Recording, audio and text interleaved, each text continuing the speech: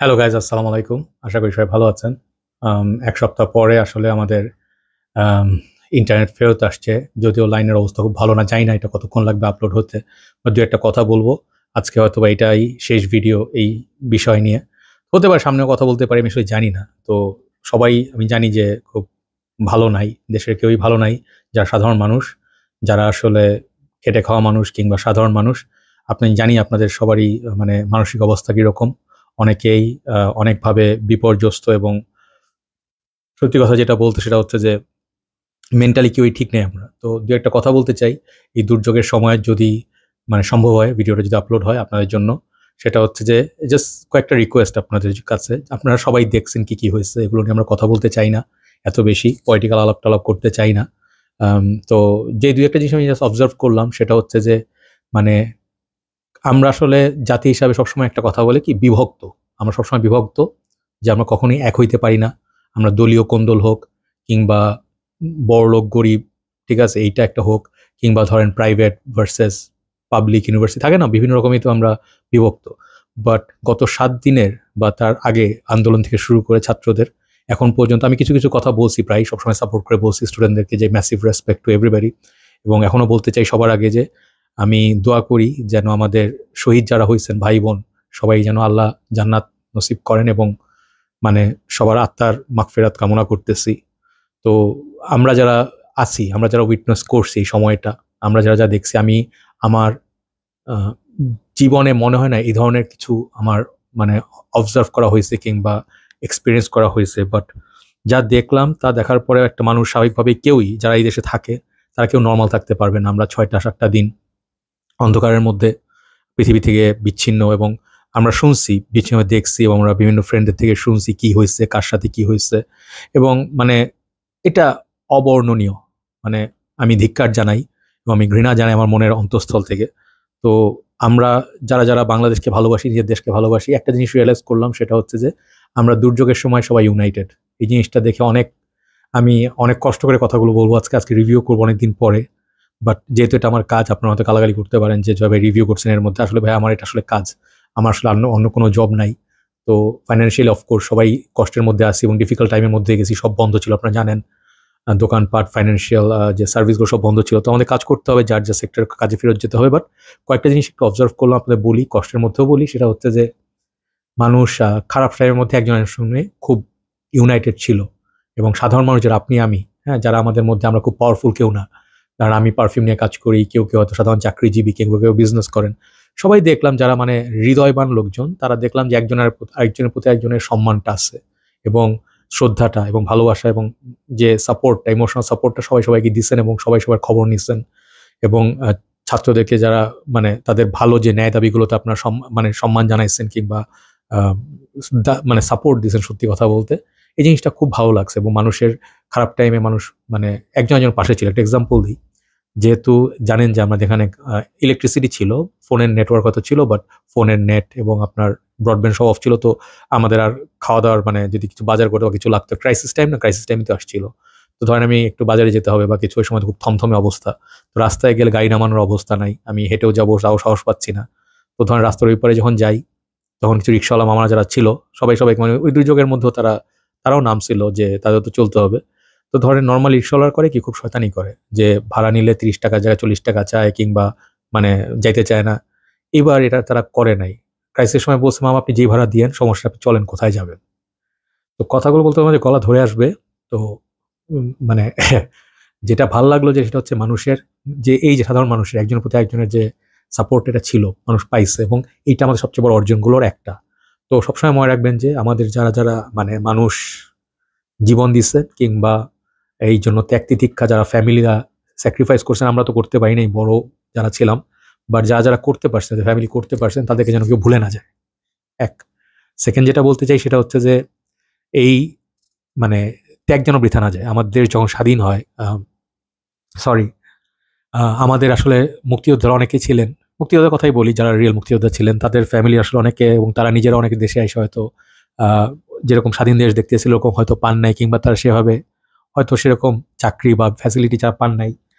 Sorry আ কারণটা হচ্ছে যে মানে দেশ যুদ্ধ-বিধ্বস্ত থাকা অবস্থায় আসলে দেশে সরি খুব ডিফিকাল্ট একটা টাইম যায়, যেটা আমাদের আসলে বুঝতে হবে যে ফাইন্যান্সিয়ালি বলেন, যেটাই বলেন, খারাপ টাইম যায়। এবং মানে যেটা আমরা আইডিয়ালি চিন্তা করি যে গ্লোরিয়াসভাবে যারা দেশ স্বাধীন করছে কিংবা যারা দেশের জন্য ফাইট করে তাদেরকে আমরা উচ্চ মর্যাদা রাখবো, এরকম হয় না। আসলে লুটেপুটে খায় হচ্ছে গিয়ে যারা ধান্দাবাজ, যারা কখনো যুদ্ধ করে নাই কিংবা এরকম। তো মাথায় রাখবেন যেন আমরা ভালো কাজ যেমন এই যে এখন সাপোর্ট করতেছেন, এটা যেন ফিউচারে করেন।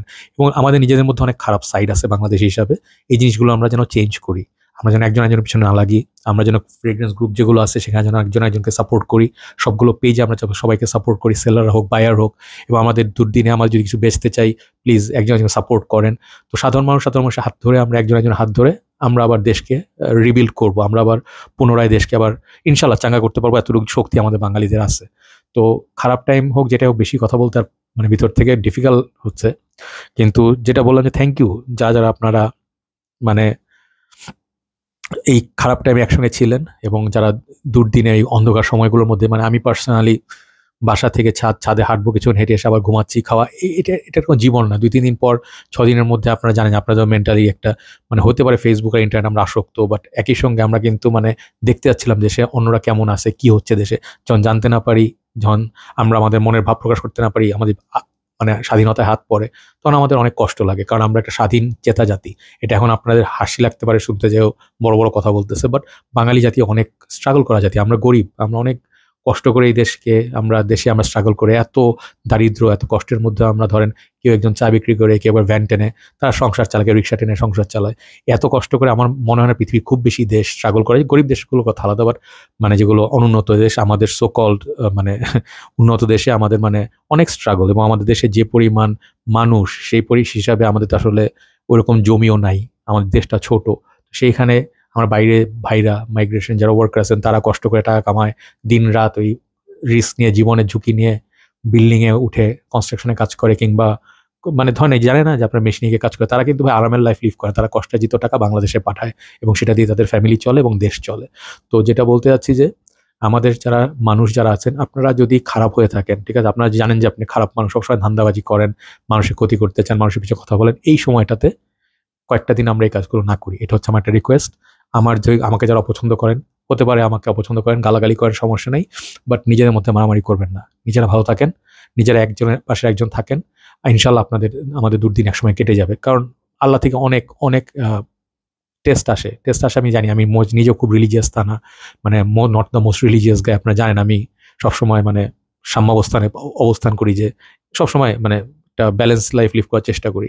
তো অফকোর্স আমার মধ্যে হাজার হাজার ফল্ট আছে, বাট আশা করবো যে আপনারা এগুলো ভুলে একজন একজনকে ক্ষমা করে দিয়ে আগানোর চেষ্টা করবেন। এবং আমাদের কমিউনিটিতে, যদি ছোট একটা কমিউনিটি, আমরা যেন সব ভেদাভেদ ভুলে একসঙ্গে থাকতে পারি, এবং আপনার পাশের মানুষজনের খবর নেবেন। এবং আমি নিজেও চেষ্টা করলাম, ভুল যেগুলো হয়েছে সেগুলো চিন্তা করা। আমি অনেক চিন্তা করছি কয়েকদিন ধরে, কারণ আপনার নেট না থাকলে আর কিছু করারও নাই, রাইট? তো সবাই শারীরিকভাবে ভালো থাকেন, মানে নিজের খেয়াল রাখেন, এবং মানে আসলে হানাহানি এসব আমরা ওইদিকে না গিয়ে আমরা চেষ্টা করি যে পজিটিভভাবে, হ্যাঁ, আমরা কীভাবে করি। এবং ধরেন আমাদের সঙ্গে একটা জাস্ট লাস্ট রিকোয়েস্ট, যারা দেখবেন যে মানে পশুর মতো আচরণ করতেছে, কথাবার্তা পশুর মতো, তাদের কোনো বিবেক বোধ নাই, তাদের কথা হচ্ছে দেশ জাহান্নামে যাক, আমি তো ভালো আছি, সমস্যা কই, ওরা শেষ করে দিল, এই ধরনের কথাবার্তা, ওদেরকে শেষ করেছে, ভালোই করছে, এরা মানুষ না। তো এরকম যাদের মেন্টালিটি দেখবেন যে তারা খুব মানে লাফাচ্ছে, আস্ফালন করছে, তাদেরকে আমরা একসঙ্গে এক করে দেবো ইনশাল্লাহ। এক করে দেবো এই অর্থে যে নট যে আমরা মারামারি করবো, গালাগালি করবো, নট লাইক দ্যাট। আমরা দেখছি কারা কি করছেন, কারা কোন পার্টে নিচ্ছেন, এবং আমরা এগুলো মনে রাখবো ইনশাল্লাহ। যতদিন বেঁচে থাকি ততদিন মনে রাখবো। এর ছাড়া তো আমাদের সাধারণ মানুষ, আমরা তো আসলে অত পাওয়ারফুল কেউ না। বাট আমরা আমি পার্সোনালি কোনোদিন এমন কোনো মানুষের সম্মান দেখাবো না যারা আমার দেশের মানুষের বুকে আঘাত আনছে, স্পেশালি নিজের দেশের মানুষ যারা নিজের দেশে আঘাত আনছে। এটা তাদেরকে আমি কখনো ক্ষমা করবো না মন থেকে, এবং কখনো তাদেরকে আমি সম্মান জানাবো না। আমি সম্মান তাদেরকে জানাবো যে খেটে খাওয়া মানুষ, যারা সাধারণ মানুষ, যারা এই দেশকে মানে মাটিতে পড়ে থেকে দেশকে বাঁচিয়ে রাখেন, তাদের জন্য আমার একটা স্যালুট, এবং special salute to all the students once again, যারা যারা আত্মাহুতি দিচ্ছেন এবং স্ট্রাগল করছেন গরমের মধ্যে, রাস্তায় মাইর খেয়ে হোক, যেভাবে হোক। তো আশা করি যে সবাই যারা যারা এই মানে ভুল সাইডেও ছিলেন, অনেকে আছেন, সবাই তো অমানুষ না, অনেকের বিবেকবোধ, মানুষ মানে বিবেকবোধ, হয়তো একদিন রিয়েলাইজ করবেন যে ভাই আমি হয়তো একটা ভুল কাজ করছি, দেশকে আঘাত করছি, দেশের মানুষকে আঘাত করছি। দেশের মানুষকে আঘাত করে আপনি ভালো থাকতে পারবেন না, কখনো থাকতে পারবেন না।